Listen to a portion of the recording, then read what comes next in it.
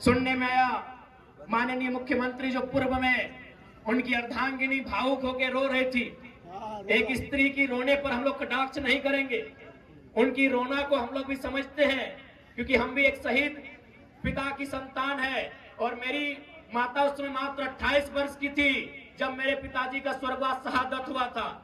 स्त्री की व्यथा को मैंने देखा है, समझा है, लेकिन इस बात का तकलीफ है कि हमारी माननीय मुख्यमंत्री पूर्व उनकी अर्धांगिनी झारखंड के दुख दर्द पे नहीं, अपने निजी दुख दर्द पे रो रही थी। ठीक है, यदि आपके पतिदेव आज जेल चले गए, कल वापस आएंगे और शायद मुख्यमंत्री भी बनेंगे, लेकिन क्या आप उत्तर देंगे?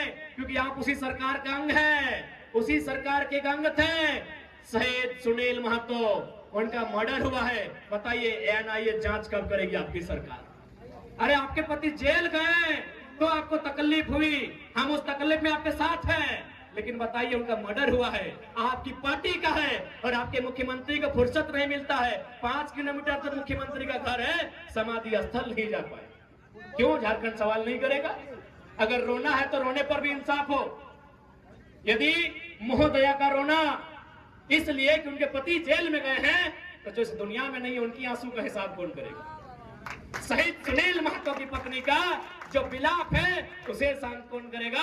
एनआईए जांच के अनुसार राज्य सरकार केंद्र को कब भेजेगी, उस इंतजार में है।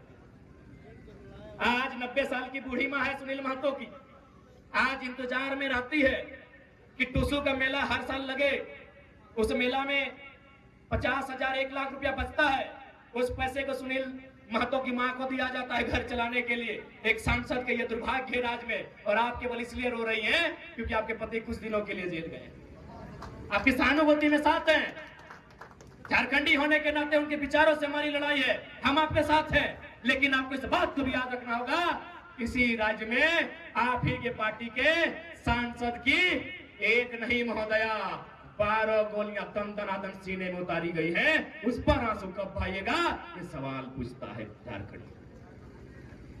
12 गोली शहीद सुनील महतो की चौड़ी छाती में, पारसनाथ से भी मजबूत छाती में एक नहीं 1 दर्जन गोलियां दागी गई थी, उसका हिसाब कौन लेगा?